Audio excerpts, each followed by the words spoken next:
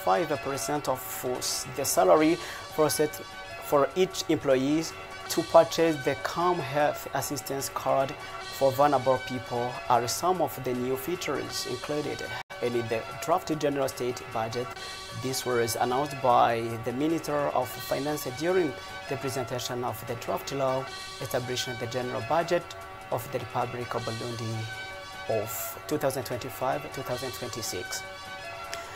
And at the dawn of this Saturday, Burundian President Evariste Ndayishimiye, accompanied by First Lady Angela Ndayishimiye, traveled to the Gabonese Republic, where he was going to participate in the inauguration ceremonies of Brice Clotaire Nguema as president of that country, scheduled for today.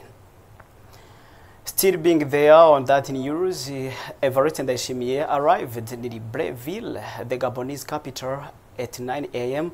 local time to take part in these ceremonies. We owe the information of our special envoy.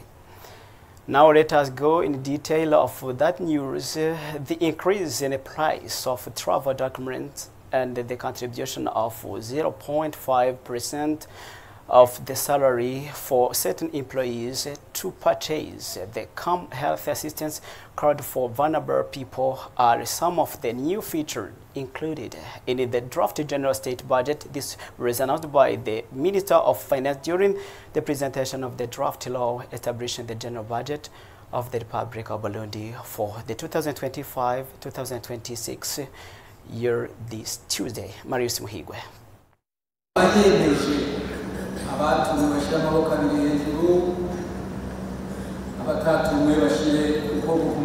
It is more than 5 billion a budget to be used this year by the government of Burundi. This draft bill is aimed at boosting the national economy in the vision to achieve Burundi an emerging country by 2040 and a target of 2060 Burundi as a developed one. It will also allow Burundians to get their necessary needs. In the provision of this draft bill, the aim was also to achieve an increase from 3.9 to 4.6%. The resources of the budget will be collected by Burundi Authority Revenue. Others will come from abroad via the Partners to Development. Laborers who are working for the projects funded by the international organizations or those who are appointed by a decree will pay 0.5 on their salary to buy desks of pupils and a teacher's recruitment, as well as paying health care for vulnerables.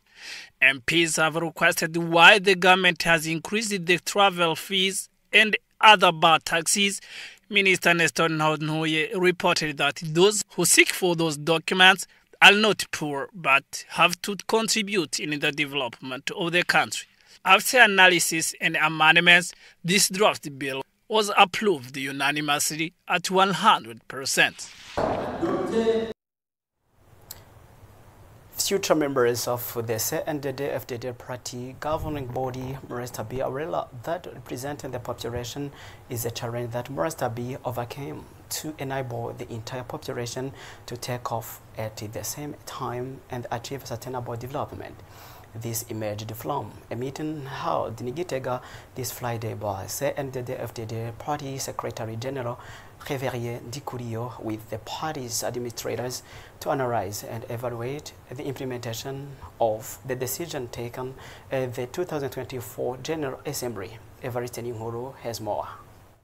This meeting of the central representation of the CNDD-FDD party was on occasion of self-evaluating in terms of the implementation of the taken measures in the last meeting of that political party, which took place in the year of 2024. In fact, they talked about the main challenges so that they may find the sustainable solutions as indicated by national secretaries at this moment that the country approaches the 2025 elections. The members of CNDD-FDD party should follow the same path during this period in order to well prepare the beginning of the electoral campaign. From its access to the poor, the ruling party aimed the inclusive development by prioritizing sectorial development. The agricultural sector consists of a solid foundation which will allow the country grow to lead the sustainable development.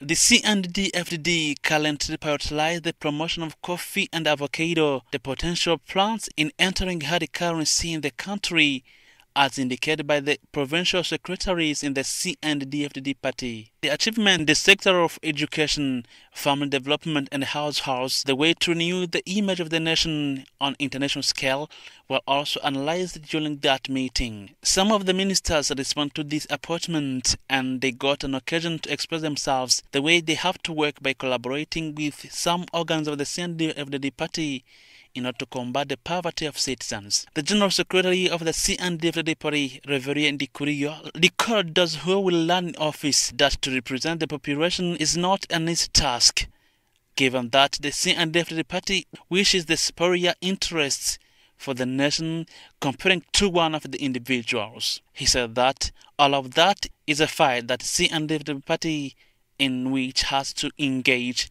He promised that the leaders hope that they will end up victorious. If analyze the activities of this Friday in the village of Nyabigori of Musongati Commune, Rutana province, where he made a vibrant call to the population to engage in development works and massively participate in the upcoming elections.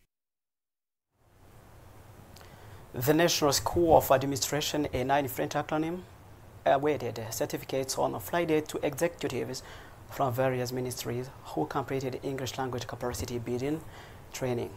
The beneficiaries of this training affirmed that the knowledge they acquired will enable them to improve the quality of service in their department. Joseph Murinda Jambo reports. The beneficiaries of the certificates awarded by the National School of Administration, ENA, followed a capacity building training in English. They are divided into 3 levels: beginning level, intermediate level, and advanced level. The training is provided for 3 months for each level. That is to say, a candidate who starts at the beginning level completes the training in 9 months. Professor Jean-Dodier Ndikumana, General Director of ENA, specified that the training presents an added value not only for these executives of different ministries, but also for the country in general. The gain is really, first of all, for the country, because we need to improve our language in the sense of that we are part of the countries in the ESC. The English language is the more used in some meetings in the region. So to empower our public servant in this language is really very important, because we may gain many things, because most of the time someone may not understand what is said in a meeting, and come back without really understanding what happened, and we lose even sometimes our position, or we don't defend well, negotiate well. So as you understand, is the country which lose. So to empower them in the training in this English language is very important, and as you see, soon we're going to gain many things in this region. Thank you. As for Phineas Nigaba, Assistant Minister of Civil Service, this training will contribute to the Burundi's regional integration, and it has been designed in order to respond to the call of the head of state to train all state executives in order to comply with the vision of Burundi to development. The graduates who benefited from this training reported that they have improved their level of English expression, and the training will enable them to improve the quality of their services. After this training, I hope that I will be able to express myself in meetings held in English, and I will be able to represent my country. You know, when we are on our services, we receive many people from different countries. Among those people, they use English language. So now it will be easy to communicate with them. It will be easy to do my job. Whether the beneficiaries of the training as well as the organizers of the latter invite the other state executives of different ministries to enroll to follow the training in English. We'll let you know that the third group of state executives will be trained from this Monday, May 5th, 2025.